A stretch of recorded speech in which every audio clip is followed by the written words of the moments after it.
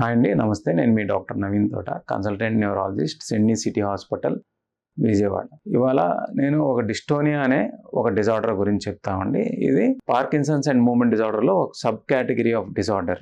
మన ప్రమేయం లేకుండానే చేతులు కాళ్ళు పోస్చరింగ్లోకి రావడం అంటే కొంగరలు పోయే జబ్బే డిస్టోనియా అండి. అంటే ఏదైనా ఒక పని మనం చేయాలంటే మెదడు నుంచి మనకి కమాండ్ రావాలి. కొన్ని రకాల జబ్బుల్లో మెదడు నుంచి ఎటువంటి కమాండ్ లేకపోయినా కండరాలు వాటికవే యాక్టివేట్ అయ్యి అబ్నార్మల్ పోస్చరింగ్లోకి చెయ్యి కానీ కాలు కానీ కొన్నిసార్లు బాడీ కానీ మోస్ట్ కామన్గా మెడ కానీ ఒక పోస్చర్లోకి వెళ్ళటమే దీన్ని మనం డిస్టోనియా అంటాం. ఇది ఫిక్స్డ్ అయి ఉండొచ్చు, కొంతమందిలో రిపిటేటివ్ అయినా అయి ఉండొచ్చు. అంటే కొంతమందికి ఇలా ఫిక్స్డ్ పోస్చర్ వస్తుంది, లేదా కొంతమందిలో రిపిటేటివ్ అంటే ఒకవైపు లాగుతూ ఉంటే వాళ్ళు సరి చేసుకుంటూ మళ్ళీ లాగుతూ ఉంటారు. దీన్నే మనం డిస్టోనియా అంటాం. సో దీన్ని ఇతర జబ్బుల నుంచి మనం ఎలా డిఫరెన్షియేట్ చేయొచ్చో మనం చెప్తానండి. ఇతర జబ్బులు ఎస్పెషల్లీ ఎముకల జబ్బుల వల్ల కానీ బాడీ పోస్చర్లో కనుక మార్పు వస్తే కనుక నిద్రలో అవి ఫిక్స్డ్గానే ఉంటాయి, అంటే కరెక్ట్ అవ్వవు. కానీ డిస్టోనియాలో నిద్ర పోయినప్పుడు కంప్లీట్గా మనిషి నార్మల్ అయిపోతారు. వాళ్ళకున్న పోస్చరింగ్ కూడా నార్మల్ పోస్చర్లోకి వచ్చేస్తుంది. ఈ బెనిఫిట్ అనేది నిద్ర లేచిన ఒక గంట లేకపోతే అరగంట మనకి ఉంటుంది. ఆ తర్వాత వాళ్ళకి మళ్ళీ రుగ్మత అనేది రిటర్న్లో వచ్చేస్తుందండి.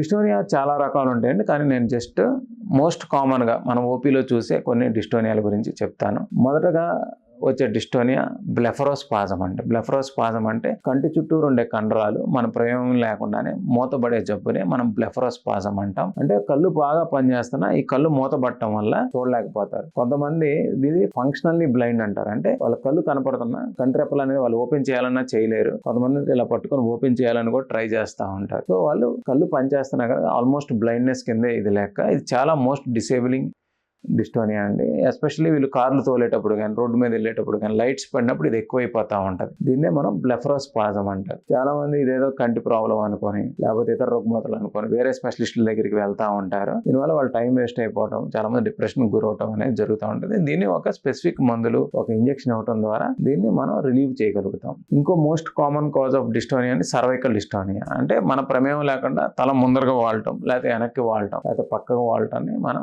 సర్వైకల్ డిస్టోనియా అనేది అంటాం. వీళ్ళు చాలా డిసేబులింగ్ గా ఉంటుంది. వాళ్ళు ఏదైనా పని చేస్తున్నప్పుడు ఆటోమేటిక్ గా తల పడిపోవటం లేదా తల వెనక్కి లాగటం పక్క లాగటం వల్ల వాళ్ళ వర్క్ అనేది డిసేబులింగ్ గా ఉంటుంది. వాళ్ళు కరెక్ట్ చేసుకోవాలంటే చాలా పెయిన్ఫుల్ గా ఉంటుంది. సో దీన్ని మనం సర్వైకల్ డిస్టోనియా అంటే దీనికి ఉన్న ఫీచర్ అండి. ఏదైనా మన సర్వైకల్ డిస్టోనియానా లేకపోతే ఇతర రుగ్మత అనేది మనం డిఫరెన్స్ చేసుకోవాలంటే జస్ట్ ఒక టచ్ ద్వారా వాళ్ళకు ఉండే డిసేబిలిటీ అనేది టెంపరీగా కలెక్ట్ అవుతుంది. దీన్ని జస్టే అంటామండి. ఈ సర్వైకల్ డిస్టోనియా కూడా మనం మందులు ఇంజెక్షన్స్ ద్వారా మనం కరెక్ట్ చేసే అవకాశం అనేది ఉంటుంది. ఇంకో most common cause of dystonia అండి మనకి రైటర్స్ క్రాంప్. అంటే రాసే వాళ్ళలో ఇది వస్తుంది. అంటే మామూలుగా మనం రాస్తున్నప్పుడు మన చెయ్యి అనేది మనకి సహకరిస్తూ ఉంటుంది. కానీ రైటర్స్ క్రాంప్ ఉన్న వాళ్ళు రాసేటప్పుడు చెయ్యి ఇటు వంకర పోవటం లేకపోతే ఎక్స్టెన్షన్స్ లోకి రావటము, ఏళ్ళు అనేది పట్టు వదిలేయటము లేకపోతే పట్టు గట్టిగా పట్టడం అనేది జరుగుతూ ఉంటుంది. దీనివల్ల వాళ్ళు కేవలం రైటింగ్ అనేది రాయలేకపోతూ ఉంటారు. ఇతర పనులు లైక్ టైప్ చేయటం కానీ లేకపోతే అన్నం కలుపుకోవటం కానీ ఇతర పనులు చేయడానికి ఎటువంటి ప్రాబ్లం అనేది ఉండదు. కేవలం రాసేటప్పటికే వీళ్ళకి డిసేబిలిటీ వస్తూ ఉంటుంది. దీని రైటర్స్ క్రాంప్ అనేది ఉంటుంది. ఎస్పెషల్లీ